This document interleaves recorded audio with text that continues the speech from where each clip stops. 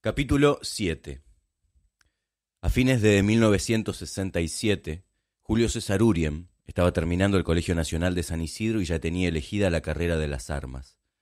Julio jugaba al rugby, remaba en el náutico de San Isidro y bailaba con los Beatles en las fiestas de sus amigos, pero a veces tenía la sensación de que vivía encerrado en una campana de cristal. Su padre, el juez Julio César Urien, le insistía en que eso no era todo, que un verdadero hombre no puede ser feliz mientras haya otros que sufren miseria. Julio César Urien era el mayor de 5 hermanos, así que se llamaba igual que su padre, un camarista muy nacionalista que se había encontrado varias veces con Perón. Por el lado de la madre, Susana Trotz, tenía muchos parientes en la milicia, entre ellos su abuelo, el general Ernesto Trotz, y varios tíos. Por los dos lados descendía de familias muy tradicionales y cristianas.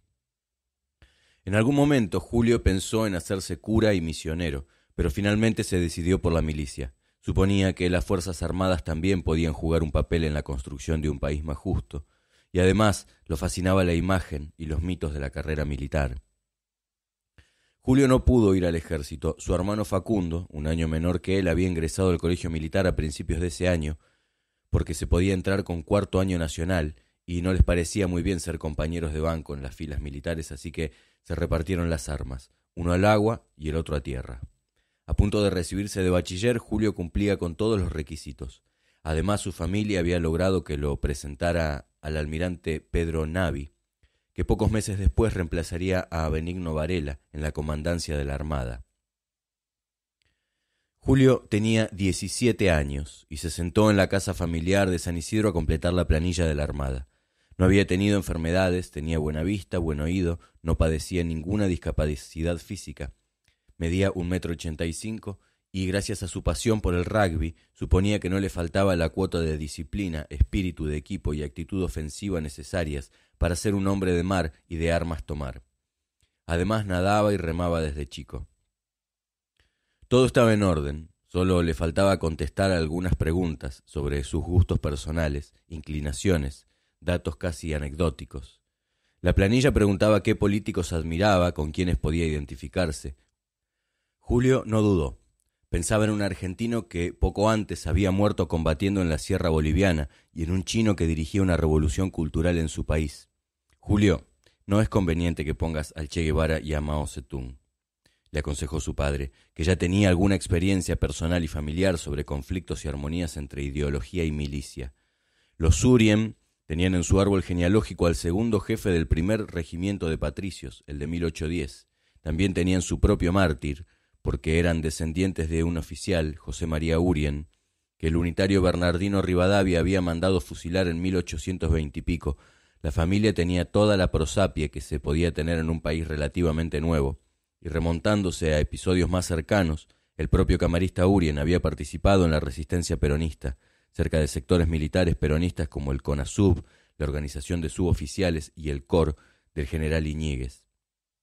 Era de los que creían en el golpe nacionalista y popular, salvador de las tradiciones y esencias de la patria. Entre los contactos de Urien, padre, había también gente procedente de las filas de la Policía Federal, algunos nucleados en la secta Anael, entre ellos un ex cabo llamado José López Rega, una figura oscura que había llegado hasta Perón por expresa recomendación de Urien. En la casa de San Isidro solía haber discusiones. El padre criticaba al gobierno de Onganía y puteaba contra la política económica de apertura de fronteras, pro-norteamericana, de su ministro de Economía, Adalbert Krieger Bacena.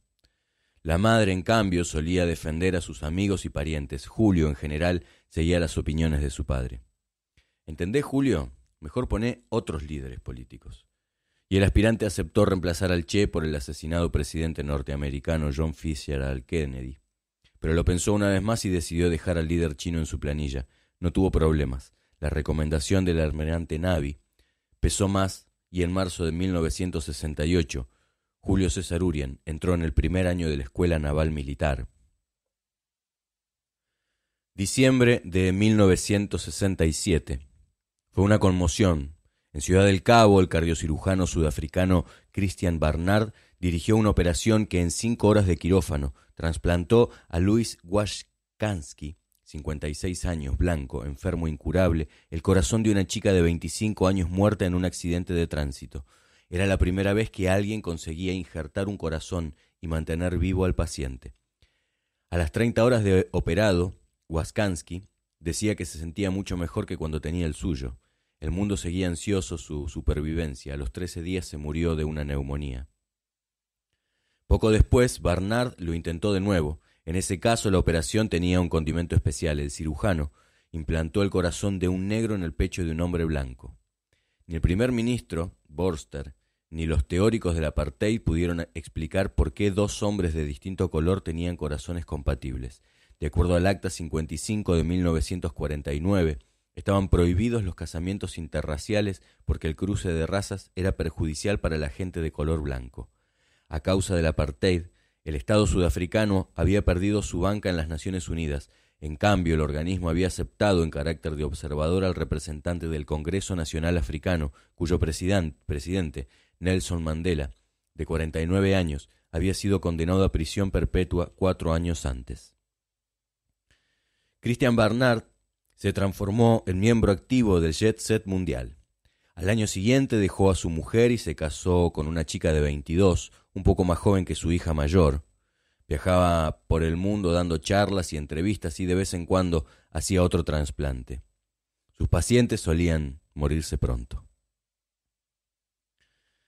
El salón olía a azares recién cortados, madera antigua y tapices frondosos. La señora repicó su campanita de plata y una mucama con cofia y delantal de nieve entró trayendo el té en servicio inglés. Así que van a hacer un encuentro de actividades misionales. Pero qué fascinante, Graciela, qué fascinante. La señora hablaba con la voz aguda de la aristocracia chilena, y el encuentro de actividades misionales parecía fascinarla tanto como un partido de bochas indochinas. Su hija, Cecilia, trató de salvar la ropa. Vamos, Graciela, que se nos hace tarde, y la mamá tiene mucho que hacer. Hacía 2 días que Graciela D'Aleo estaba hospedada en esa casa del mejor barrio de Santiago. Era el 11 de enero de 1968. Poco antes, Graciela había renunciado a su trabajo en el Jardín de Infantes. Se había tomado un micro hasta Mendoza y allí se había encontrado con un compañero del comando, Camilo Torres, con quien había cruzado la cordillera en camioneta. El viaje a través de las altas cumbres la había impresionado. Graciela estaba en Santiago para asistir a un encuentro del Camilo chileno.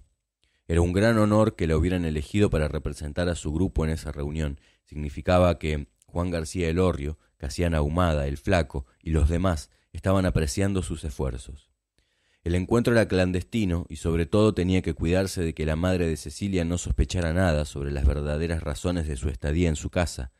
Cecilia la alojaba porque era una militante del Camilo local, pero su familia no sabía nada de nada. Cada mañana Cecilia y Graciela dejaban la residencia aristocrática y se iban cuidándose de que nadie la siguiera, hasta una callampa, Villa Miseria, en el sur de Santiago. Ahí tenía su parroquia Nicasio Viejo, un cura camilista que albergaba las reuniones donde Graciela se encontraba con que las discusiones y problemas de los chilenos eran muy parecidas a los que ya conocía. En el encuentro participaba entre otros Clotario Blest, un viejito arrugado de voz engolada que había sido por décadas secretario general de la Confederación Única de Trabajadores de Chile y que les repartía unas estampitas con la cara del Che y al costado, copiadas a mano, unas palabras del guerrillero. Si a nosotros, los que en un pequeño punto del mapa del mundo cumplimos con el deber de preconizamos y ponemos a disposición de la lucha este poco que nos es permitido dar, nuestras vidas, nuestro sacrificio, nos toca alguno de estos días lanzar el último suspiro sobre cualquier tierra ya nuestra, regada con nuestra sangre, sépase que hemos medido el alcance de nuestros actos y que no nos consideramos nada más que elementos en el gran ejército del proletariado. La declaración de Guevara le sonaba absolutamente cristiana, un gran ejemplo de humildad cristiana, y Graciela la usó como base cuando le preguntaron su opinión sobre los problemas que había en el Camilo chileno, donde un grupo de militantes cuestionaba la conducción y se proponía para reemplazarla.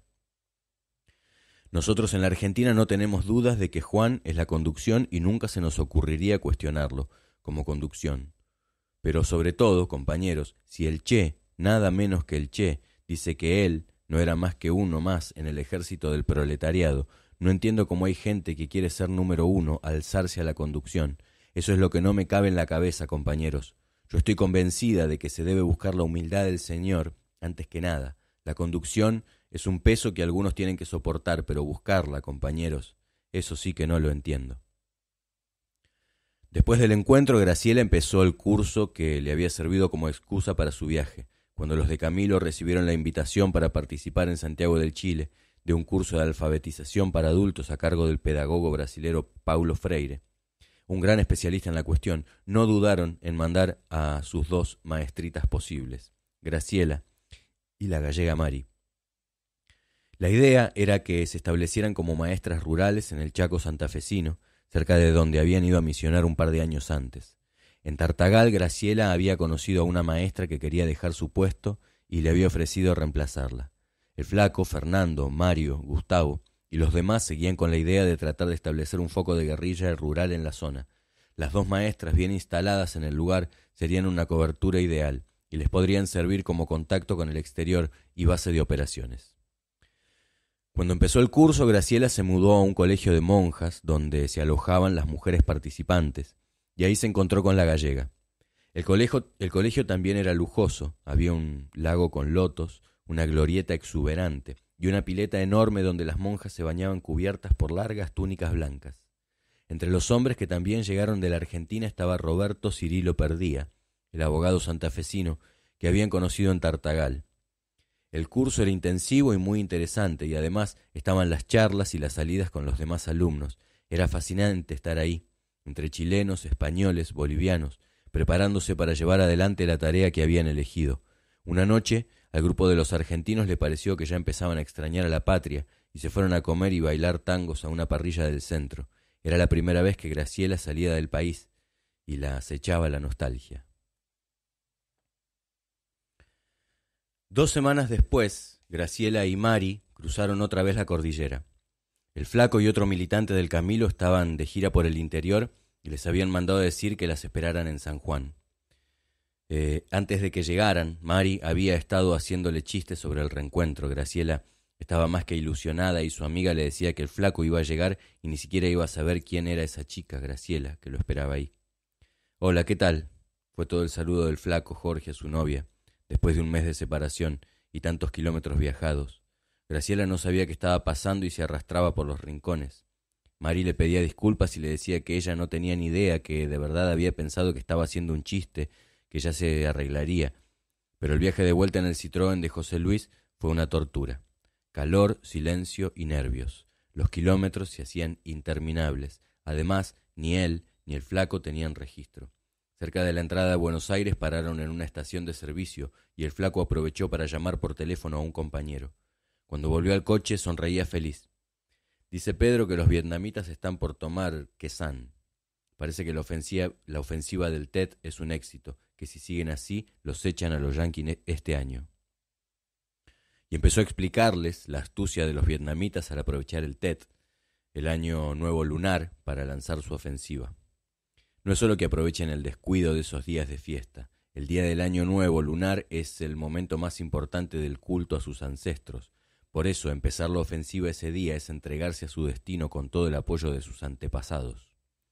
A Graciela le animó ver cómo en lugares tan lejanos, con historias tan diferentes, otros combatientes revolucionarios también sabían mezclar la revolución con la mística religiosa. Esa misma noche, en su casa, Graciela estaba desempacando sus cosas cuando apareció el flaco. Primero se ilusionó, pensando que venía a reconciliarse, pero otra vez estuvo breve y parco. «No, venía a decirte que te prepararas, porque mañana a la noche tenemos que salir para Uruguay. Todavía tenemos que arreglar algunos detalles de la reunión del Camilo en Montevideo. Va a ser un encuentro muy importante». Sus padres no estuvieron muy felices de que la nena, apenas llegada, volviera a irse. Graciela les contó que justo le había salido otro curso en Montevideo y ellos aceptaron a regañadientes. Al otro día Graciela, Mari y el flaco se tomaron el vapor de la carrera, que tardaba toda la noche en llegar a Uruguay. Llegaron a último momento por cuestiones de seguridad, siempre se embarcaban cuando ya estaban sacando la plancha. Hacía calor, la pesadez del río no ayudaba, las olitas golpeaban contra el casco oxidado.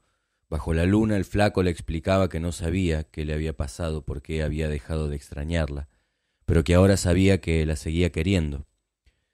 Acodados en la cubierta, con la vaga sensación de estar viviendo una película vieja, los novios se reconciliaron con besos tiernos y suavemente castos.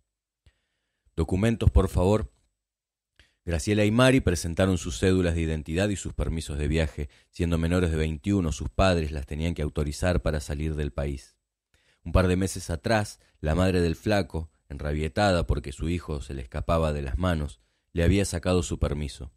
El flaco tenía que viajar a menudo a recibir directivas de Juan García Elorrio, que seguía en su exilio uruguayo. Una noche en que sus padres habían salido y él estaba con Graciela en su casa, el flaco agarró una foto carnet de sí mismo y la metió un momento en el horno. La foto se puso sepia y el flaco la puso en una cédula que había robado en la facultad de alguien mayor de edad. Con ese documento ya había viajado 2 o 3 veces sin problemas, hasta esa mañana en la aduana de Montevideo. «Documentos, por favor». Por cuestiones de seguridad habían decidido no presentarse los 3 juntos al mismo mostrador. El flaco ni siquiera llevaba equipaje, solo un portafolio repleto de ejemplares de Cristianismo y Revolución. El empleado que le pedía sus papeles tenía el bigote mustio y su mate en la mano. De pronto se le animó la cara y dijo algo. El flaco miraba para todos lados. Desde su lugar, Graciela y Mari vieron como un par de policías se le acercaban y se lo llevaban hacia una caseta de la prefectura. En cuanto les devolvieron sus papeles, las dos salieron tratando de simular que iban tranquilas, lo más rápido posible, a buscar a Juan García Elorrio y comunicarle que el flaco había caído. Enseguida se armó el zafarrancho de combate. Juan se conectó con abogados de la Democracia Cristiana y del Partido Comunista. El flaco Jorge era presidente de la Juventud Estudiantil Católica Argentina y eso le daba alguna salvaguarda. Pero el primero que pudo ver al flaco en la cárcel se enteró de que le habían pegado mucho y que lo habían confundido con Manera Lluveras, un tupamaro muy buscado que se le parecía mucho. Después confirmaron que no era, pero seguía siendo un argentino que había tratado de entrar al país con documentos falsos, revistas subversivas y una lista de todos los pedidos que había recibido el mes anterior en su gira por las provincias. Todo anotado muy clarito. Los militantes del Camilo del Chaco, por ejemplo, pedían 12 metros de mecha lenta. Al día siguiente, Graciela tuvo que subirse a un avión por primera vez en su vida para volar a Buenos Aires. Tenía que levantar todos los materiales comprometedores que pudiera haber en la casa del flaco. Graciela estaba hecha una lágrima con su novio preso y una terrible incertidumbre, y trataba de disimularlo todo lo posible. En Buenos Aires se conectó con José Luis y con el padre Alberto Carbone. Fue el cura el que se presentó en la casa de los padres del flaco, donde Graciela no podía ni aparecer, y se llevó una valijita que tenía, entre otras cosas, la libreta de enrolamiento del flaco Jorge. Antes de irse le dijo a su madre que, por cualquier problema, se contactaran con el cura Miguel Ramondetti, en su parroquia de la Paternal.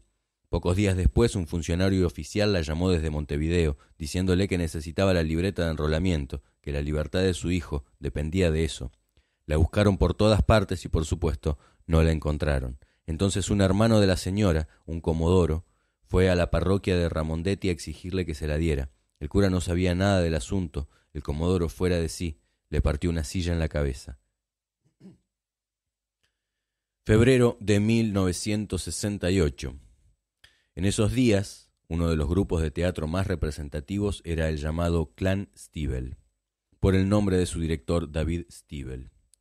Ellos lo habían bautizado Gente de Teatro. Sus integrantes eran Marilina Ross, Bárbara Mujica, Emilio Alfaro, Federico Lupi, Norma Aleandro, Carlos Carela. Las mujeres eran más jóvenes que los hombres y en las entrevistas ellos hablaban más.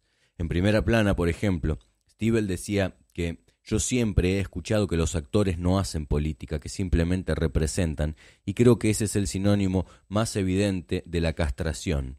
Creo que los actores son seres humanos y que por lo tanto tienen opiniones y sufren. Y Carela agregaba, hay diversos enfoques de la realidad nacional. Yo tendría que desprenderme de varios que me apasionan. Uno es el gremial, por ejemplo, y tendría que atender pura y exclusivamente a la función actoral. Pero Stivel ha dicho muy bien que se hace muy difícil desprenderse del ser humano.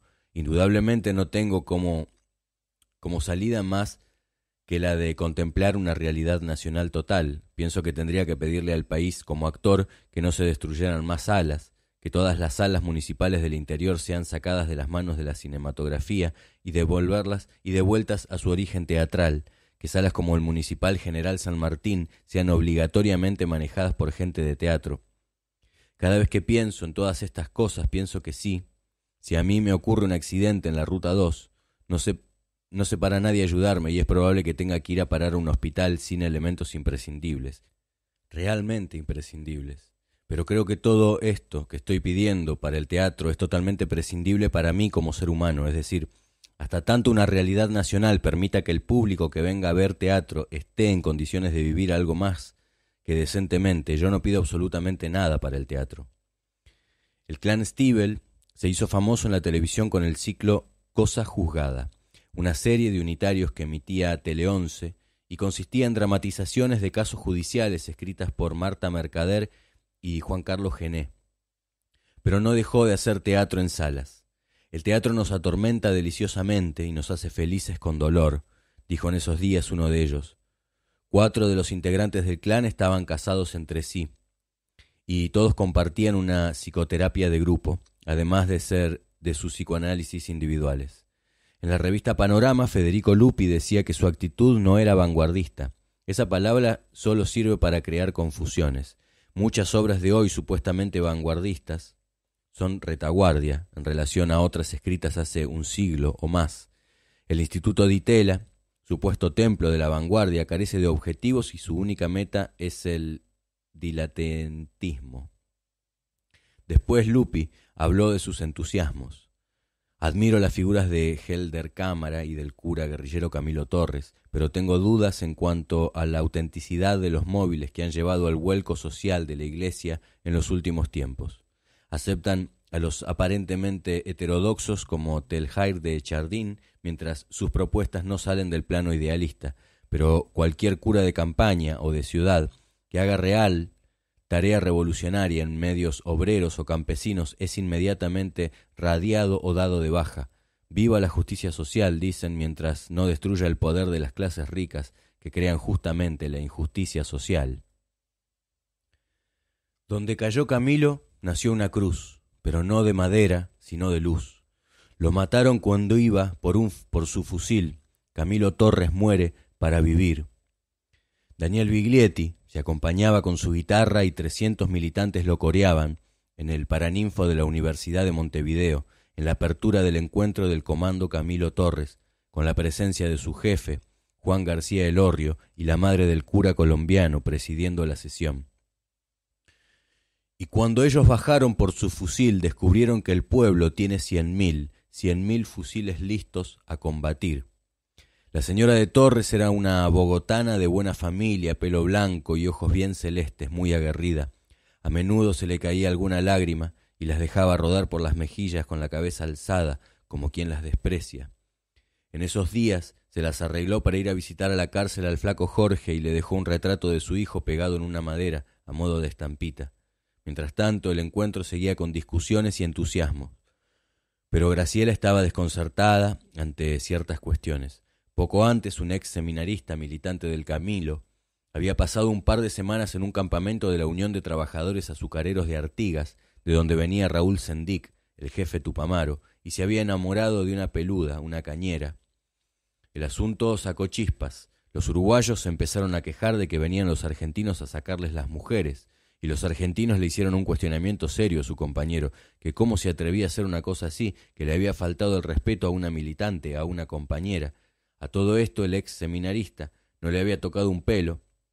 Cuando ella le propuso irse a la cama, le dijo muy serio que para eso primero tenían que casarse. Y aún así hubo un pequeño escándalo. La moral oficial era muy estricta. Por eso Graciela se sorprendía mucho cuando veía, por ejemplo, que Juan solía aprovechar las ausencias de Casiana, su mujer, para flirtear con otras militantes. No le constaba que fuera nada serio, pero igual le indignaban esos quiebres de una moral en la que creía sin fisuras. Ella estaba convencida de que los militantes no hacían esas cosas. Pero fue realmente muy duro, Graciela, muy duro, ¿sabes? Muy duro. Yo no pensé que pudiera ser así, me dieron como en la guerra. A fines de febrero el flaco acababa de salir en libertad y parecía dolido. Graciela lo había esperado a pocas cuadras de la cárcel. El encuentro Fue emocionante y esa misma tarde los dos se fueron a una playa de Carrasco. Tirados en la arena, desentendidos del mundo alrededor, él empezó a contarle que la había pasado muy mal. Estaba azorado. Y después me pusieron desnudo contra una pared. Me hicieron abrir mucho las piernas, de cara a la pared, y me pegaban con una toalla mojada, me gritaban, me preguntaban todo el tiempo cuáles eran mis contactos con los tupas. Uno de los que más preguntaba era un yanqui, un tipo con mucho acento yanqui. Graciela no se atrevía a preguntarle más. Quería que el flaco le contara todo, pero le daba pudor. Pasó bastante tiempo hasta que se enteró de que lo habían picañado fuerte, que lo habían tenido en una habitación con la mierda hasta las rodillas, que no le habían ahorrado nada.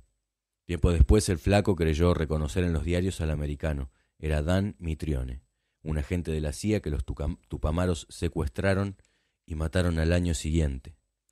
Pero esa tarde no le contó mucho más. Estaba preocupado por la marcha de las cosas en el Camilo y quizás también por la ingenuidad con que Graciela las veía. No todo es como parece, ¿sabes? Para empezar, tendrías que cuidarte un poco más de Juan. ¿Cuidarme de Juan? A Graciela se le notó la extrañeza, el sobresalto. Digo, poner un poco más de distancia. Hubo algunos problemas con él. Anochecía. Estaban recostados en la arena, roncaba el mar, gaviotas revoloteaban sobre la playa plácida. Por la orilla pasaron dos parejas abrazadas caminando despacio, tan lejanas. A veces Graciela se sorprendía pensando que el mundo estaba lleno de otras cosas, gentes, intereses. A veces incluso le daba un poco de pena que todavía no hubieran entendido. Entonces a veces se decía que no tenía que ser soberbia. El flaco Jorge le apretó la mano y le empezó a contar que había habido una disidencia en el Camilo, que se habían ido varios compañeros. ¿Te acordás de que Norma y Fernando se fueron de viaje? Claro, ¿cómo no me voy a acordar? Bueno, fueron a entrenarse a la isla, con el gordo Emilio. Pero cuando estaban allá empezaron a criticar la conducción de Juan y terminaron rompiendo. El flaco le contó que esos compañeros se habían hartado del liderazgo indiscutido de Juan, de que se creyera el jefe por derecho divino, y que lo único que le interesaba del Camilo era seguir sacando la revista, y que no hacía nada para construir realmente el foco guerrillero, y que en Buenos Aires, Mario Firmenich, Gustavo Ramos y otros 2 militantes también habían roto. Ahora, hace un par de meses, la llamamos la rebelión de los enanos, como son todos tan petizos. Graciela no entendía nada. Descubría de golpe que la supuesta armonía de un grupo de militantes honestos y dispuestos no era tal, que ante sus narices había habido todo tipo de enfrentamientos y disputas y que ni siquiera sospechaba, y que todo eso había sucedido sin el menor debate, so pretexto de seguridad y compartimentación. Pero que se vayan así es muy grave, Jorge. Puede ser que los compañeros tengan alguna razón, pero me parece que romper así es un gesto muy discutible, ¿no? Tendrían que haber tratado de resolver sus conflictos adentro, me parece. Seguramente, a mí también me parece. Juan dice que se dejaron llenar la cabeza por los cubanos. Vaya a saber, pero es cierto que con Juan no es nada fácil, ¿sabes? Graciela abrazó muy fuerte al flaco Jorge. Alrededor ya no había playa y le pareció que cada vez necesitaba más esos abrazos. Noemí Gianetti de Molfino había enviudado 4 años antes y para ese entonces ya sabía lo que era criar sola a 5 hijos. Por suerte los 4 mayores ya estaban en el secundario y solo tenía que preocuparse por Gustavo, de 8 años. Además la madre de Miguel, a sus 43, había empezado a trabajar. Siempre hay una primera vez, repetía. Como su marido había sido un personaje más o menos público en Resistencia, se consiguió un empleo en el centro de rehabilitación del lisiado. Noemí salía con Emilio, que era joyero. Ser joyero significaba vender algunos relojes para los casamientos y cumpleaños y sobre todo comprarles aros y pulseras a las señoras que necesitaban salir de algún apuro. Pero era un tipo cariñoso, al menos con los hijos de Noemí. No era una pareja formal y por eso no querían mostrarse, aunque en Resistencia todo se sabía rápidamente. A Miguel no le parecía mal que su madre tuviera un compañero, pero sus propios asuntos lo tenían bastante revirado. El año anterior había sido malo para él, de buenas a primeras, y había ido de Resistencia con sus cuadernos de poemas y cuentos, y con muy pocas ganas de terminar el secundario. Recaló primero en Buenos Aires, en la casa del abuelo Fortunato. Después pasó el invierno en Mar del Plata, en la casa de un hermano de la madre, a donde fue sin éxito, con la idea de pasársela escribiendo. En noviembre de 1967 volvió a su casa chaqueña con los cuadernos de poemas y recortes de los diarios con la muerte del Che. Mamá, el año que viene voy a retomar el colegio. Me parece muy bien, querido. A Miguel le daba un poco de bronca tener que ir a cuarto con 18 años y por eso se anotó en la nocturna, mientras iba a los bailes de los viernes del colegio de sus hermanas.